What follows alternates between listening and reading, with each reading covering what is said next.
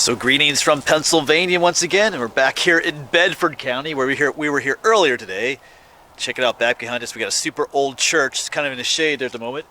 Built back in 1806. It's referred to as the 1806 church. It's the oldest standing church here in Bedford County. So we're going to take a look at it. We're also going to look for a grave that's here. It's got an interesting story behind it. I actually drove past here earlier this morning.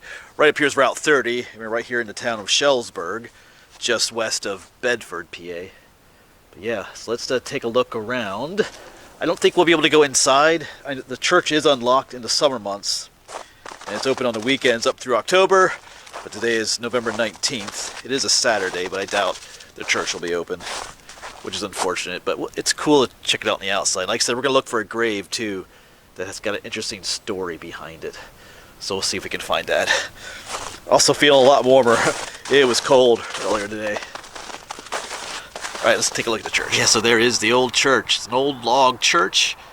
Come out to the front side. It does have the date. It says built 1806 up front there, up top. Of course, this side of the church is a bit in the shade. There we go, there you can see it better. Beautiful old log structure. I think they had services here until 1852. Regular services. I think it's often referred to as the Union Church. This is the Union Cemetery. It's got the old water pump out here. Yeah, here's the old Union Cemetery then. I think further up that way are some cemeteries that belong to some other churches. But right up there is Route 30, like I said, and just over there is the town of Womelsdorf. Quaint little spot out here. Snowy day.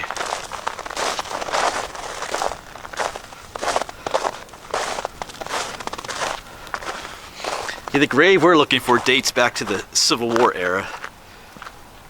He was a Civil War veteran too. Some uniqueness to that story though. Oh, here's a better view of the church. Let me back up with the sunny side. I'll back up into a tombstone now. There you go. That beautiful log structure. Alright, let's get up to the front here. Looks like they have an information board for it up there, so we'll check that out in a moment. Here's the back side. Yeah, I see a sign on the door. Closed for the season. I'd love to get inside, but... Alright, let's check out that information board.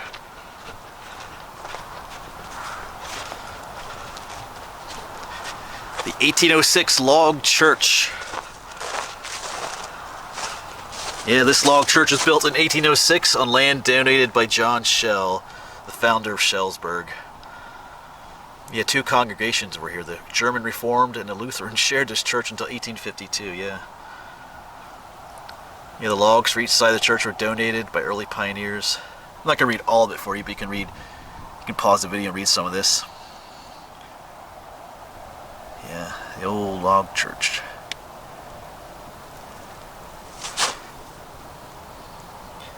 Alright.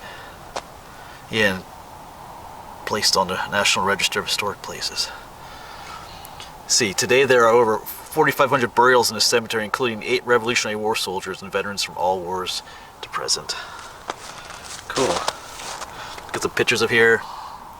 Some older pictures. One from Veterans of the Civil War Memorial Day service. What it looks like today. Alright.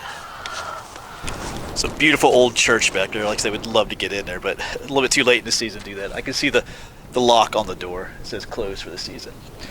But like I said, we're looking for a grave here. The name on the grave should say William Henson, but his original name was Oliver Niley, if I'm saying that correctly. And he was a Confederate soldier. He joined the Confederate Army in April of 1861. He was from Mississippi, so I think he was part of one of the Mississippi regiments. And he's buried here. So how did he get up here? Well, that's quite a story to it. He was, in 1863, he was captured at the Battle of Vicksburg. Vicksburg was along the Mississippi River, one of the main forts along the Mississippi River controlled by the Confederates, but it was captured in 1863. And he was taken to a prison camp, I think Fort Allen, over in Illinois, where he ended up for a time. But in 1864, he was being moved to another prison camp, I think over in Delaware. I wonder if it was the one that's, at Fort Delaware State Park, there's an island out in the middle of the Delaware River that had a prison camp. I wonder if it was that one. But he never made it there. I'll tell you why in a minute, and why he's buried up here. I do want to find his grave, though, too. He should have a Civil War marker at his grave. In fact, he has two. So there should be a flag by his grave, too. All the veterans have markers. Like these round ones are usually Revolutionary War markers. The ones that have like a star are usually the Civil War ones. Let's head over here. So let's try to look at the ones that all have flags on them for veterans. We should be able to find his. I saw pictures of it. It looks like a bigger one.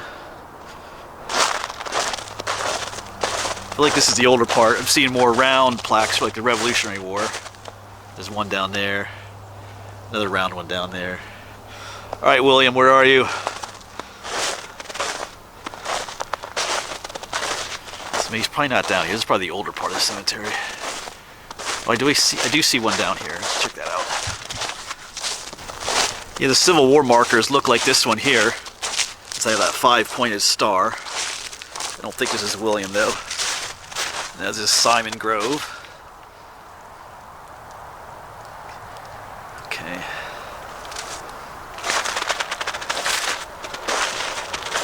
There's a couple down there, but those aren't William.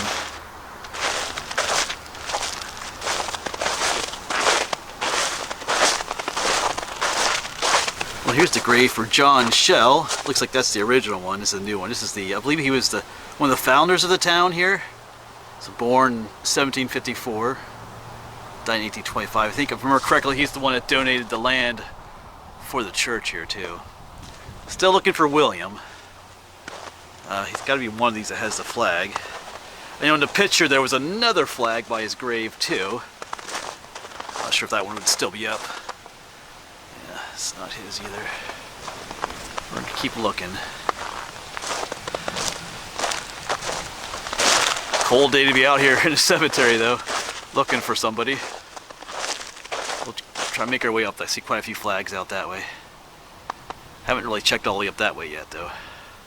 And I'll finish the story yet, but I do want to find his grave first. At least try to.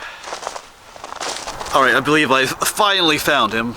So I'm freezing to death out here, but he's right here. Right there's that cedar tree down there, just down from the church. Kind of on the west side here, but in the picture I saw there were two flags here, but I'll explain that a little bit later. So yeah, has the Confederate War monument there, Confederate War veteran. Not the 5-pointed star ones I showed you. Those say the Grand Army of the Republic on them. And here's the CSA marker, Confederate States of America. So William Henson, December 1842, died in 1925. His wife Catherine. Yeah, so William Henson was born in Yazoo City, I guess you could read that there, Mississippi in 1842 to John and Mary Niley. His original name was Oliver Niley, remember. At the age of 19, he enlisted in the war in April of 1861 for a period of 1 year. He was discharged in 1862, but he re-enlisted for a 3-year period. He was captured at Vicksburg in 1863 and sent to Fort Alton, Illinois, a prison camp. In 1863. He was being transferred to Camp Delaware when he left the troop train in the mountains of Cambria, so he escaped. He roamed around into Somerset and Bedford counties. Being aware that authorities might search for him, he took his mother's maiden name and used his maternal grandfather's given name. Yeah, so he escaped that prison train as it was on its way from Illinois to Delaware. I believe over in, like I said, Cambria County, where he escaped. And because he wandered around for a while, but a Quaker family took him in. You know anything about the Quakers? They're pacifists. They don't believe in war and other beliefs they have, but they took him in. They felt sorry for him. They didn't turn him in. They just kind of made him part of the family, I guess, in some ways. But he was encouraged, as I said, to change his name because they would be looking for him. But even after the war ended, he didn't go back to Mississippi. He stayed in the area. He married a local girl. Her name was on the tombstone. I think her name was Mary there. And he became actually what the one website said, an outstanding citizen of the area. People thought well of him, I guess so, and that's why he's buried here in the cemetery. No one ever turned him in. You know, I guess even maybe during the war, it would have been more dangerous for him to be discovered as to who he was. But after the war, not so much. He would have been pardoned. But yeah, interesting story. William Henson, originally Oliver Niley, Confederate soldier, prisoner, escapes this area, wanders around for a while. Quaker family takes him in, and never goes home. Like I said, he's married, fell in love with a local girl, started a family, became an honored and prominent member of the community. Interesting story to it. And down there he lies. Glad we found it. This was the last part of the cemetery I was searching for. I had searched all down there, on the far side of the cemetery, all the way over here, and up that way. Everything all the way up there is all new stuff, so I knew he wasn't up there. And this was the last place. I was starting to get, wonder, am I going to find him? Am I going to find him? But we did.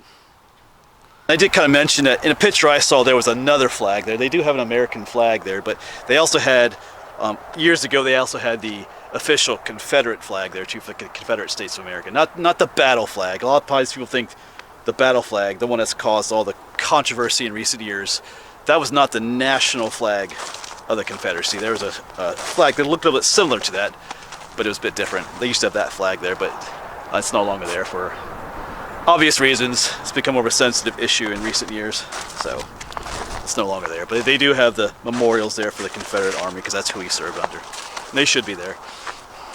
All right, but one last look at the old log church. Might take a look at the other side again.